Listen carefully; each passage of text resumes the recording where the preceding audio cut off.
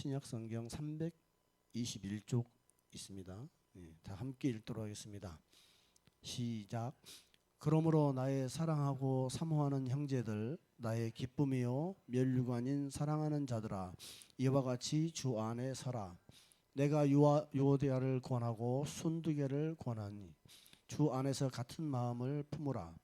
또 참으로 나와 멍에를 같이 한 내게 구하노니 복음에 나와 함께 힘쓰던 저 여인들을 돕고 또한 글레멘드와 그 외에 나의 동역자들을 도우라. 그 이름들이 생명책에 있느니라. 주 안에서 항상 기뻐하라.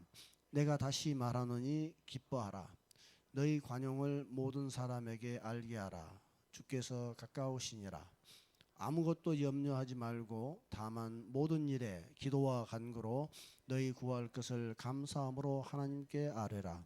그리하면 모든 지각에 뛰어난 하나님의 평강이 그리스도 예수 안에서 너희 마음과 생각을 지키시리라. 끝으로 형제들아, 무엇이든지 참되며 무엇이든지 경건하며 무엇이든지 옳으며 무엇이든지 정결하며 무엇이든지 사랑받을 만하며 무엇이든지 칭찬받을 만하며 무슨 덕이 있든지 무슨 기림이 있든지 이것들을 생각하라. 너희는 내게 배우고 받고 듣고 본 바를 행하라.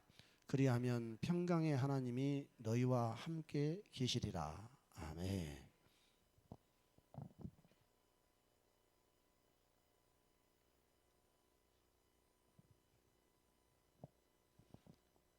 사도 바울이 로마 감옥에 갇혀 있는 상태에서 빌립보 교회에 보낸 이 편지가 이제 빌립보서입니다. 이 빌립보서 초반에는 사도 바울은 나와 디모데가 이제 빌립보 교회에 있는 성도들과 감독들 그리고 또 집사들에게 편지한다라고 이렇게 말씀하십니다. 우리가 처음에 몇 주 전에 이제 빌립보서 1장 말씀을 통해서 우리가 내 안에 사는 것이 그리스도다라고 사도 바울은 이렇게 고백하십니다. 그러면서 사나 죽으나 내 몸에서 그리스도가 존귀하게 되기를 원하노라 하면서 그리스도가 존귀하게 된다는 것은 내 몸에서 그리스도가 더 드러나고 확장되고 확대된다 하는 그런 개념이 언뜻 더 그림이 더 잘 그려지는 것 같습니다. 이렇게 이제 사도 바울이 예수 그리스도 안에서 자기의 모든 자랑, 그 자기의 출신, 이전에 하나님을 섬겼던 열심까지도 다 그 분토처럼 여긴다. 배설물처럼 여기고 오직 그리스도만 알기를 원한다라고 이렇게 고백을 해 나가시면서 이 마지막에 이제 권면을 하시는데 바로 그렇게 그리스도 안에서 그리스도가 자기 안에 체험되어지고 그리스도를 만난 사람들, 그리스도의 고난에 참여해서 그리스도의 부활의 그 영광이 자기 안에서 점차 드러나기 시작한 사람들, 이런 사람들은 이렇게 살 것이다라고 지금 권면하고 있는 겁니다. 그런데 놀랍게도 잠시 좀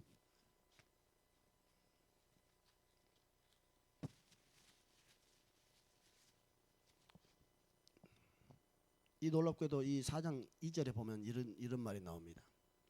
내가 유오디아를 권하고 순두개를 권하노니 주 안에서 같은 마음을 품으라. 이제 이 유오디아와 순두개에 대한 정확한 기록들이 또 있지는 않습니다. 근데 유오디아하고 순두개가 여성 이름인가 봐요. 여성 두 분 여성인데 이분들이 어떤 분이냐면 참으로 나와 멍에를 같이 한 네게 구하노니 3절에 그랬잖아요. 그 네게 구하노니가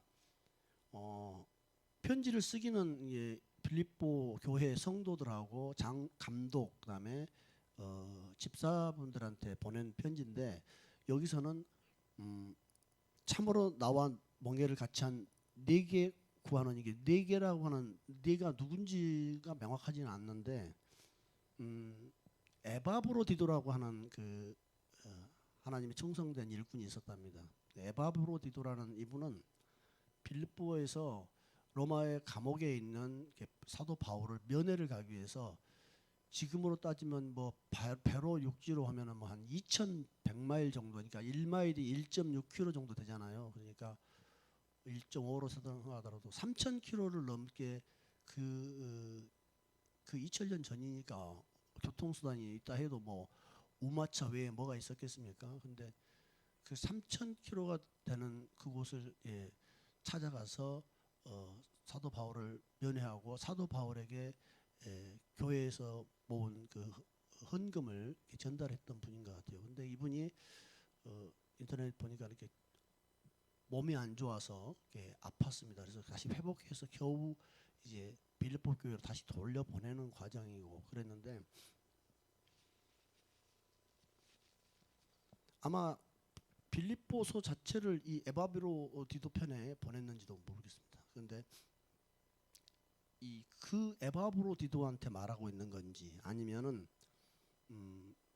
그 너희 다시 말해서 나와 멍에를 같이 한 너희에게 구하는 이게 복수 한 사람이 아니라 여러 사람한테 지금 말하고 있는지 모르겠는데 복음에 나와 함께 힘쓰던 저 여인들을 돕고라고 할 때 저 여인들이라는 게 누구냐면 지금 한 마음이 안 돼서 지금 갈등을 빚고 있는 유오디아와 순두계라는 이 두 여인들을 도우라는 거예요. 화해를 도우라는 거예요. 근데 사도 바울이 조용히 쪽지를 줘가지고 좀 해라라고 이렇게 편지는 공개적으로 읽을 거니까 쓰고 또 편지 말고 그 쪽지로 화해해라 해놓고는 쪽지로 특별히 유오디아와 순두계 좀 잘 화해시켜라. 너희들이 그렇게 하신 게 아니고 편지에다가 유오디아와 순두계를 하고 2000년 동안이나 지금 이거 소문을 내놨어요. 이것을 얼마나 사도 바울이 심각했었을까 하는 생각을 추정을 해봅니다.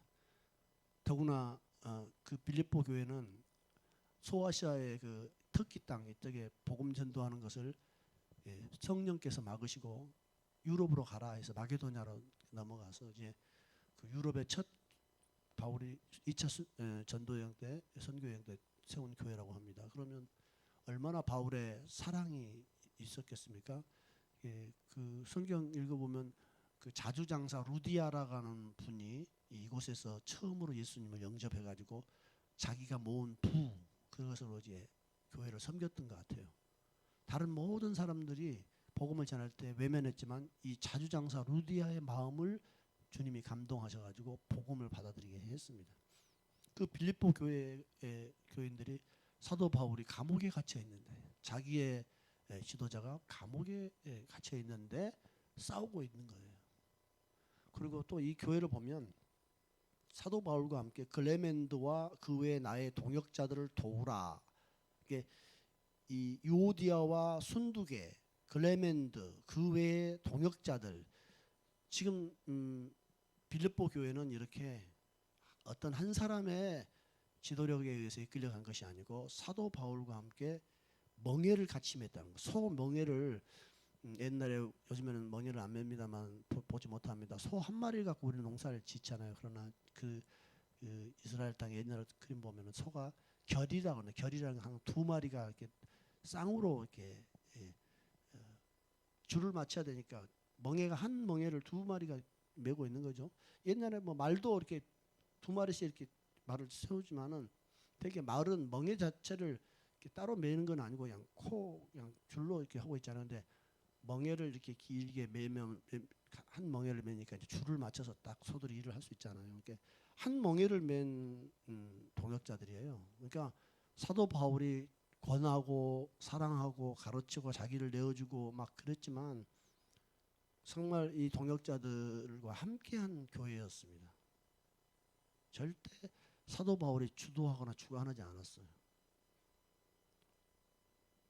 오히려 성령님이 모든 사람들을 불러놓고 사도행전 13장에도 보면 성령께서 말씀하셨다. 성령이 말씀했다는 것은 이 말은 예언을 이렇게 선지자가 예언을 했다는 것이거든요. 이렇게 데살로니가 전서에서도 2장에서 너희가 영으로나 또는 말로나 편지로나 주의 날이 이미 임했다고 하면 속지 말라고 흔들리지 말라고 할 때 그 영으로나라는 그 말이 뭐냐면 예언으로 그게 왔다는 겁니다. 예언으로 오는 것이요.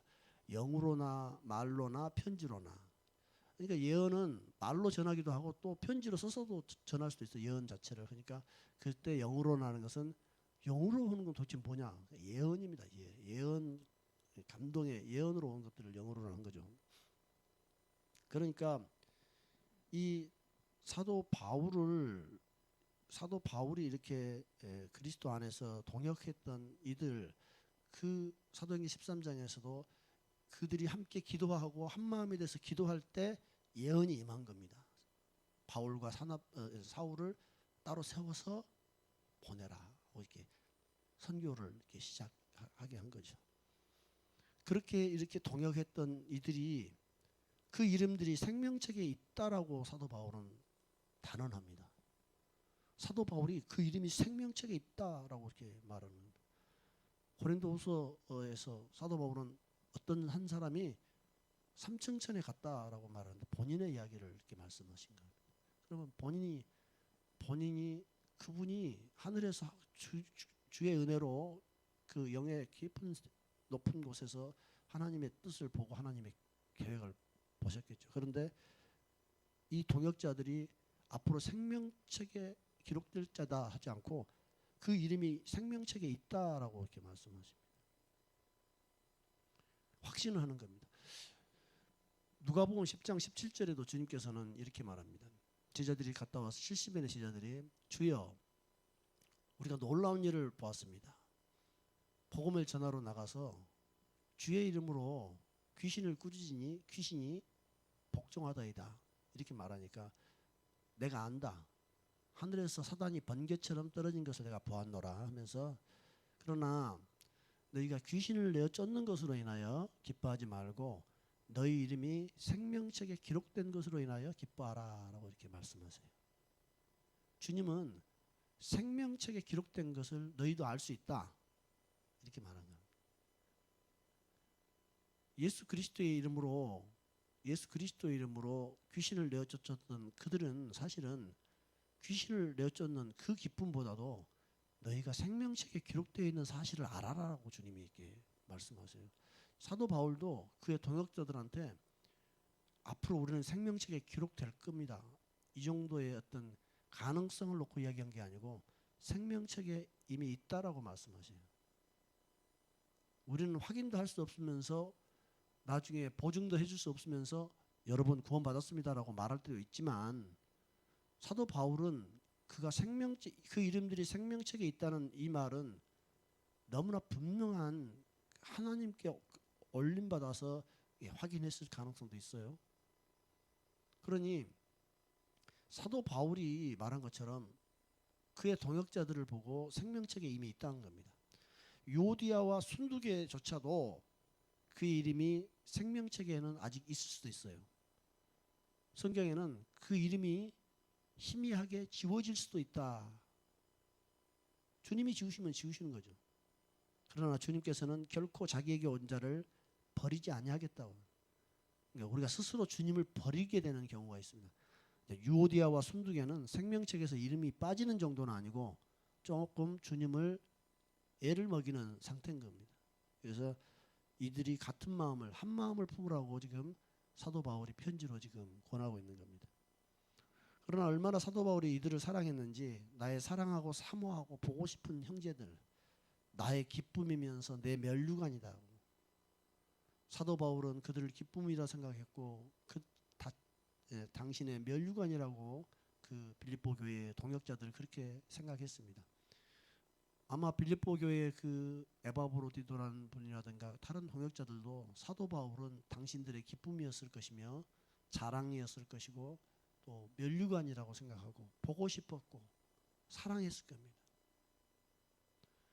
그 교회를 개척했던 사도 바울을 그렇게 사랑했던 동역자들, 그 동역자들을 그렇게 보고 싶어하고 사랑했던 바울, 감옥에서 마음대로 움직일 수 없고 자유롭지 않은 그런 상황에서 면회온 그 동역자들을 맞이한 사도 바울의 마음. 빌립보에서 사도 바울은 자기를 관제로 정말 제사 제물에 뿌리는 관제로 자기를 드렸다라고 말할 정도니 어느 사도 바울이 보면 다른 서신서를 보면은 사도 바울을 사도로 인정하지 않고 거역했던 교인들도 많이 있었고 교회 지도자들도 있었습니다. 그러나 사도 바울이 개인적인 인성이 어떻게 됐는지 모르지만 그의 삶이 기록된 성경의 말씀을 유추해 보면 얼마나 주님을 위해서 자기를 드렸는지, 그는 결혼도 하지 않고 그 고난 가운데 봉사하고 섬기며 살아왔습니다. 그런데 그의 동역자들 중에 이런 요오디아와 순두계와 같은 갈등하며 싸우고 경쟁하며 했던 동역자도 있었던 것 같습니다. 놀랍게도 오늘 이 본문 앞에 주님은 사도 바울이 이렇게 말합니다. 형제들아, 너희는 함께 나를 본받으라. 그리고 너희가 우리를 본받은 것처럼 그와 같이 행하는 자들을 눈여겨보라. 자기를 본받으라고 합니다. 사도 바울은 내가 가르치는 것과 나에게서 들은 것, 본 것, 이런 것들을 그대로 행하라고 오늘 본문의 마지막 장에서 이야기합니다. 내게 배우고 받고 듣고 본 것을 행하라. 그러면서 사도 바울은 그냥 내게 배우고 받고 듣고 정도가 아니고 자기 자신을 향해 나를 본바, 나를 보고 배우라고 본을 보였다고 이렇게 말합니다. 충성이면 충성, 사랑이면 사랑, 희생이면 희생, 그 본을 보여줘서 제자들을 가르쳤습니다. 그럼에도 불구하고 사도 바울을 본받고 따라오지 못하고 문제를 일으킨 경우도 있었던 거죠.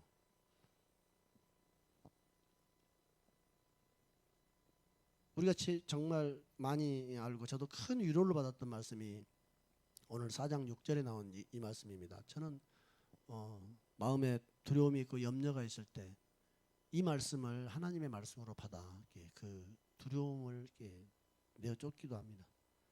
아무것도 염려하지 말라는 이 말씀은 이해가 되지 않거나 상황을 우리가 완전히 분석하지 못해도 뭔지 몰라도 하나님은 사도 바울의 입을 통해서 아무것도 염려하지 말라라고 이렇게 말씀합니다.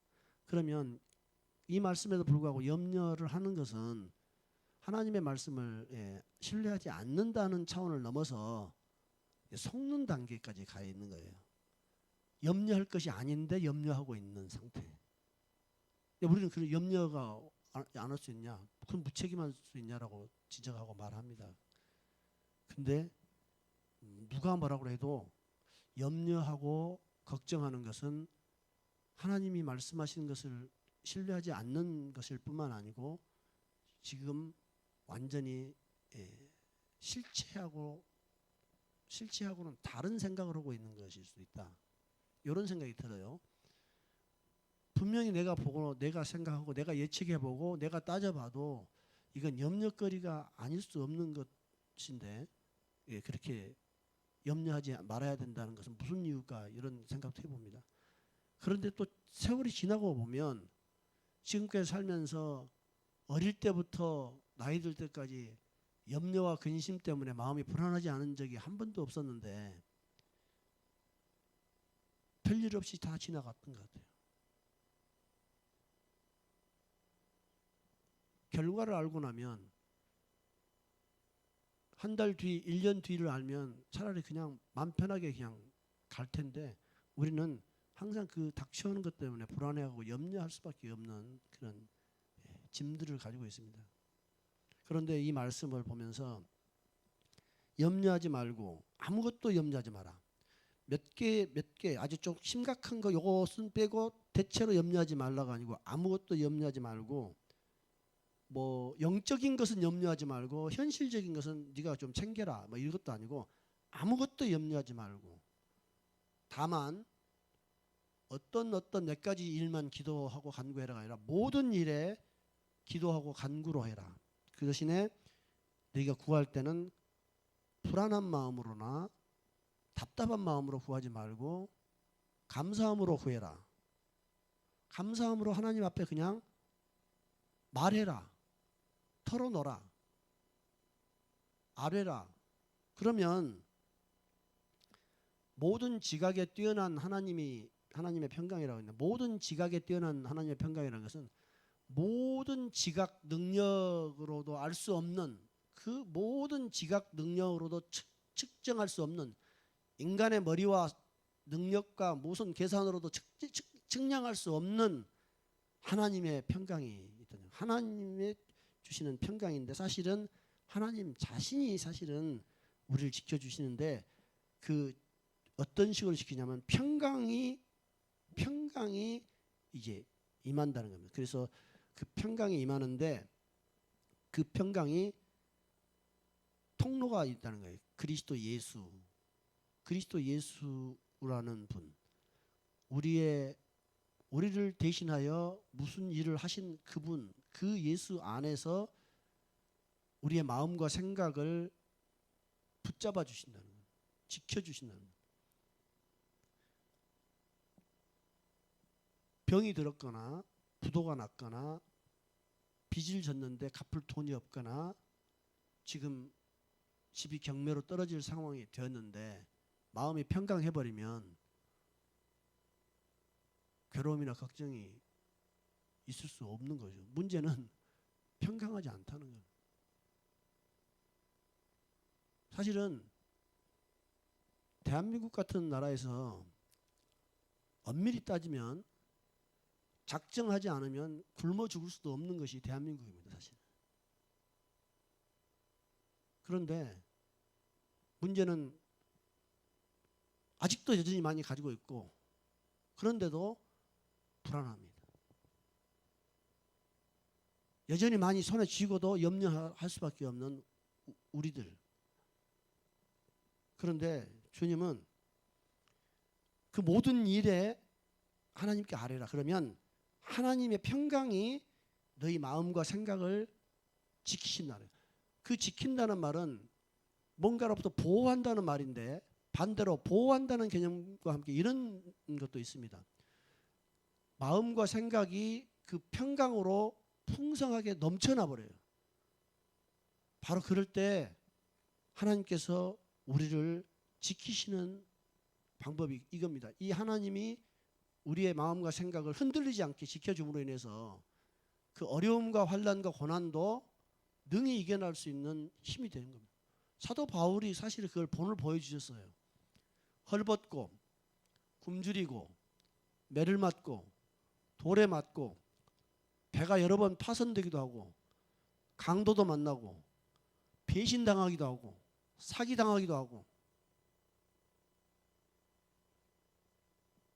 그 모든 것을 이기게 하시는 하나님의 영이 주시는 능력이 사도 바울에게 있었습니다. 그래서 사도 바울이 그 걸어온 길 그대로 자기가 했던 그대로 지금 권면하고 있습니다. 아무것도 염려하지 말라. 현실과 환경이 달라지지 않을 수도 있다. 그러나 하나님의 평강이 네 마음과 영을 완전하게 지켜줘 버릴 것이다. 그렇게 말씀하고 있습니다. 그러면서 그 앞절 4절에는 기뻐하라. 항상 기뻐하라. 복음 때문에 무슨 더러운 죄를 진 것이 아니라 복음 때문에 갇혀서 감옥에 갇혀 있는 사도 바울의 입장에서 항상 기뻐하라라고 말하니 그 목소리에 더 힘이 있습니다. 항상 기뻐하라. 기뻐할 수 없는 그런 상황들을 우리가 여러 이유를 대지만 사도 바울이 이제 곧 자기의 죽음까지도 멀지 않았다는 것을 아는 사도 바울 입장에서는 항상 기뻐하라는 이 말이 너무나 크게 들려오는 말입니다. 그러니 어떤 것들은 이건 기뻐할 수 없는 상황이다 해서 마음이 우중충하고 표정도 굳고 마음이 괴롭습니다. 그러나 기뻐하라는 겁니다.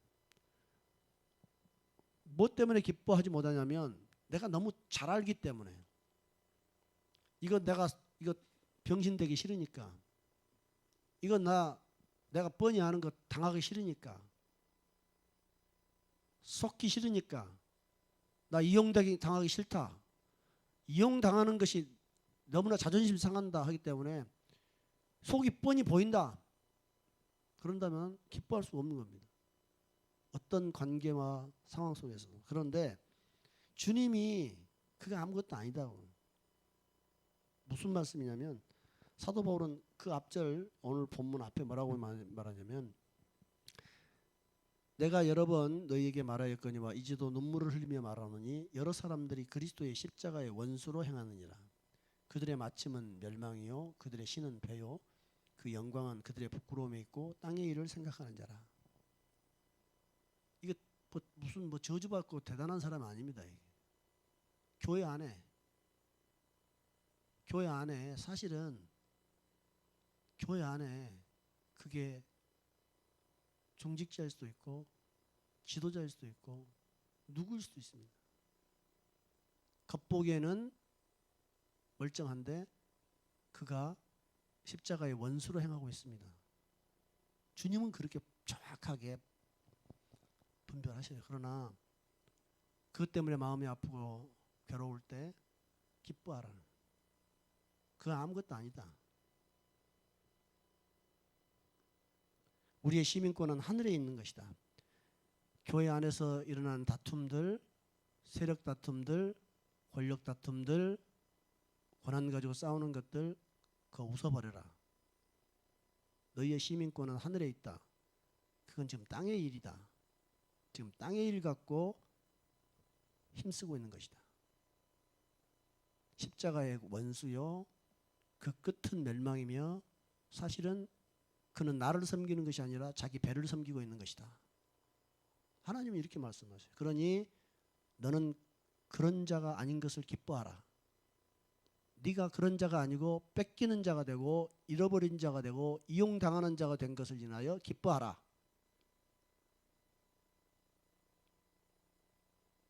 기뻐할 이유가 생겼습니다. 이용당하는 것이 기쁨이요 수단이 되고 도구가 된 것이 기쁨이 될 수 있습니다. 주님께서 하늘에서 갚아주실 겁니다.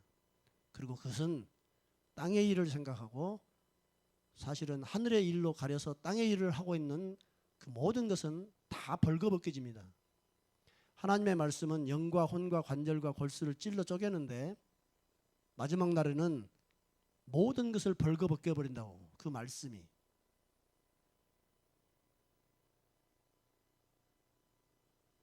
저는 지금 20여 명 여기 손님들도 있고 그런데 20여 명도 되지 않은 이 충주에서 예배드리는 이 공동체를 저는 하나님께서 원하는 그런 공동체가 정말 되도록 그렇게 섬기고 싶습니다. 저는 사실은 강단에 설 자격도 없는 부끄럽고 더러운 자입니다. 그러나 주님께서 어차피 부끄럽고 더러운 자를 은혜 주셔서 기회를 주셨기 때문에 나의 경건이나 나의 거룩함이 아니라 나의 깨끗함이 아니라 하나님의 그 넘치는 은혜와 자비와 그 풍성한 그 영광 때문에 그분 앞에 바라보고 가난한 자, 그분을 바라보고 기대하는 자, 어떤 때는 낙심돼서 포기하고 싶고 도망가고 싶지만 그러나 그분께서 하시기로 작정하고 붙잡으신다면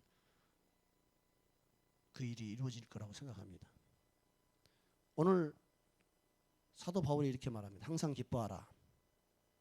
다시 말하노니 항상 기뻐하라. 억지로 기뻐해야 할 이유가 없습니다. 그러나 돌이켜보면 너는 지금 나와 생각이 같다. 지금 네가 네 뜻대로 안 된 것 때문에 화나고 낙심되지만 네가 보고 있는 시각이 맞다. 네가 보고 있는 관점과 네가 보고 있는 교회의 운영 방향이 옳다. 내 뜻이 너에게 있다. 이런 확신을 주십니다. 주님이. 그러니 기뻐할 수 있습니다. 그런데 저 자신이 원망하고 불평하고 여러분도 마찬가지입니다. 어떤 상황을 여러분의 머리로 계산하고 아까 우리 우철민 집사님이 말씀하신 것처럼 육의 생각으로는 인내하기가 너무 힘들어요. 육의 분석력 갖고는 이해하고 접수하려고 했더니 안 되는 거예요. 그러나 주님께서는 우리를 통해서 이루고자 하는 높은 수준의 교회가 있습니다. 주님께서는 이 사도 바울처럼 유오디아와 순두계 또 글레멘드 그 외의 동역자들과 함께 주님의 길을 가고 그리고 마침내는 나를 본받아라 하는 사도, 얼마나 귀한 사도입니까? 나를 본받아라. 사도 바울이 나를 본받으라고 할 수 있었던 것은 이 앞절에서 말한 것처럼 그분은 십자가의 원수로 사는 것이 아니요 자기의 배를 위해서 산 것이 아니요 땅의 일 때문에 욕심으로 일을 하지 않았다는 겁니다. 그리고 결국에는 자기 안에서 그리스도가 사신다는 것을 분명히 알았던 겁니다. 그래서 자기 안에서 살든지 죽든지 그리스도가 더 확대되게 나타나는 것만이 소원이었다는 겁니다. 어떤 것도 자랑도 아니고 오직 그리스도를 아는 것과 그리스도가 내 안에서 나타나는 것. 그리스도 3장 11절에서는 그리스도의 고난에 참여하고 그리스도의 부활의 능력을 아는 것이 자기의 가장 큰 소망이다. 마침내 그래서 죽은 자 가운데서 부활하는 자로 나타나기를 원한다고 이렇게 말합니다. 이게 진짜 영성입니다. 사람을 끌어모으고 더 큰 교회를 만들고 더 재정이 넘치는 교회를 만든 것이 아니고 그리스도가 존귀하게 나타나는 지도자, 그리스도가 정말 그 성도들과 사역자들 사이에서 나타나고 동역자들을 귀히 여기고 사랑하며 그 동역자들을 위해서 자기 목숨을 내놓을 수 있는 지도자, 이 지도자가 주님의 영광을 드러내는 지도자입니다. 그 지도자를 위해서 자기 목숨을 내놓을 수 있는 에바브로디도 같은 그런 사역자, 동역자가 있는 교회가 주님의 영광을 드러내는 교회입니다. 이것 말고 무슨 암이 고쳐진들 속에서 사랑이 없으며 질투하고 미워하고 죽은 자가 살아난들 그게 무슨 영광이겠습니까? 어차피 또 죽을 거. 주님의 영광을 우리는 정말 보고 싶습니다. 교회에서. 주님의 영광이 우리 몸을 통해서 교회에 나타날 겁니다. 우리 장모님들을 통해서 나타날 것이고 우리 사역자들을 통해서 나타날 겁니다. 우리 권사님들을 통해서 나타날 것입니다. 억울해서 눈물 흘리는 그 시간에 너는 기뻐하라. 너는 십자가의 원수가 아니고 너의 신은 배가 아니며 너는 땅의 일을 생각하는 자가 아닌 것을 인하여 기뻐하라. 그렇게 주님 말씀하십니다. 내가 이 교회를 나의 몸으로 완전히 세우리라. 이렇게 세워진 교회는 이제 병을 고치고 귀신을 내쫓아도 시시한 단계가 아니다. 완전한 영광의 단계가 나타날 것입니다. 무슨 부스러기 상에서 떨어지는 부스러기 정도가 아니라 참으로 하나님의 그 하늘의 진수성찬을 먹듯이 주님의 영광이 나타나는 치유와 회복과 구원과 회개와 새로움과 기쁨이 교회에 넘치게 될 겁니다.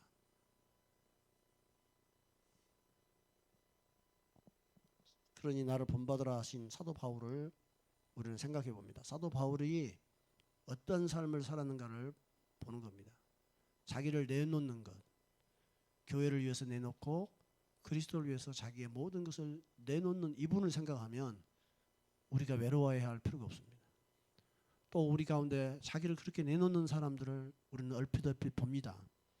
그래서 서로 위로받는 겁니다. 물질을 내놓기도 하고 자기의 시간을 내놓기도 하고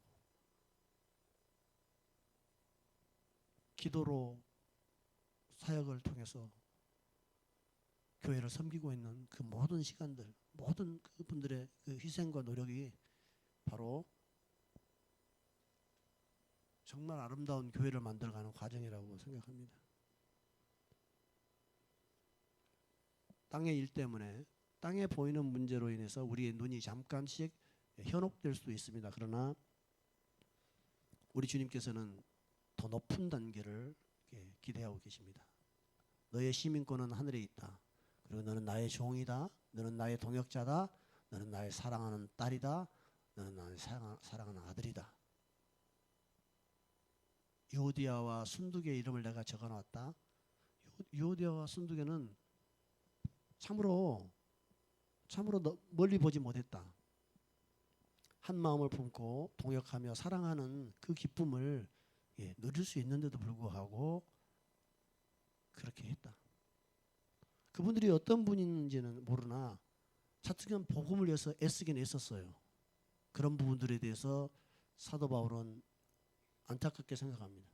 그래서 계속 권하고 있는 겁니다. 오늘 결국 주님께서는 이렇게 말씀을 우리에게 주고자 하신 것 같습니다.